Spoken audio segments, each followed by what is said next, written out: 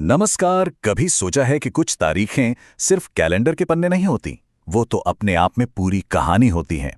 एक ऐसी कहानी जिसमें ब्रह्मांड, इतिहास और हमारी आस्था सब एक साथ गुंथे हुए हैं। तो आज हम एक ऐसी ही बेहद खास तारीख के रहस्यों से पर्दा उठाने वाले हैं। जरा सोचिए, क्या हो अगर एक ही दिन में ब्रह्मांड के बनने का राज, एक बहुत बड़ी जीत की कहानी और पूरी धरती के फिर से जी उठने का सच सब कुछ छिपा हो।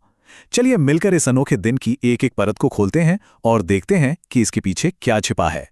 तो हमारी कहानी के जो सबसे पहली परत है ना, वो हमें ले चलती है सीधे प्रकृति के पास।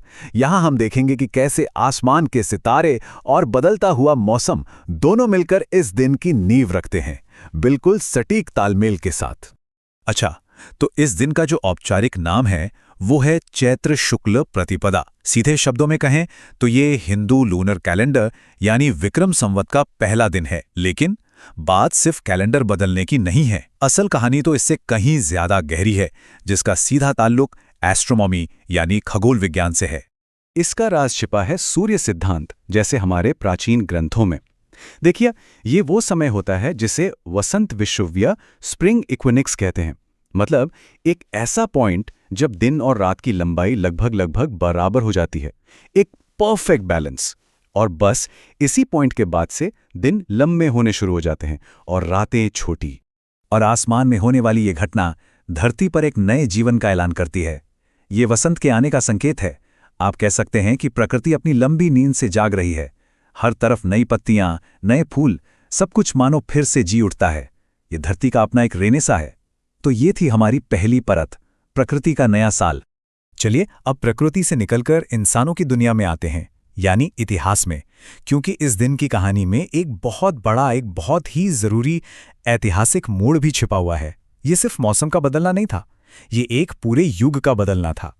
ये बात है 57 BC की। उस वक्त उज्जैन के महान राजा विक्रमादित्य ने शकों पर एक ऐसी जीत हासिल की जिसने इतिहास का रुख मोड़ दिया।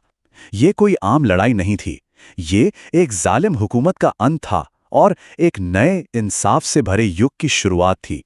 और जानते हैं, इसी शानदार जीत को, इसी नए और न्यायपूर्ण शासन की शुरुआत को हमेशा के लिए यादगार बनाने के लिए राजा विक्रमादित्य ने विक्रम संवत कैलेंडर की शुरुआत की। तो ये है इस दिन की दूसरी परत, न्याय और बहादुरी से जुड़ी एक ऐतिहासिक शुरुआत।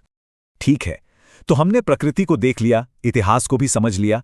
अब हम इन दोनों से भी आगे बढ़ते हैं और इस दिन की सबसे गहरी, सबसे आध्यात्मिक परत तक पहुंचते हैं, यानी इसकी पौराणिक और ब्रह्मांडीय कहानी क्या है। इस दिन को एक और नाम से जाना जाता है, सृष्टि आदि। इसका मतलब है सृष्टि का आदि, यानी क्रिएशन की बिगिनिंग। ये नाम अपने आप में ही सब कुछ कह देता है ना, कि हम किसी आम दिन की नहीं बल्कि खुद समय की शुरुआत की बात कर रहे हैं।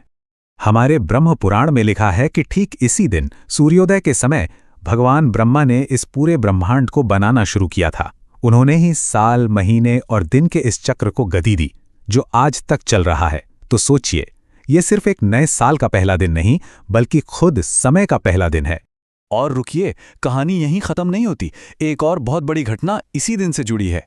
इसी दिन भगवान विष्णु ने अपना पहला अवतार लिया था, मत्स्य अवतार यानी मछली का रूप। उन्होंने एक भयंकर बाढ़ से हमारे पवित्र वेदों और पहले मनुष्य यानी मनु को बचाया था।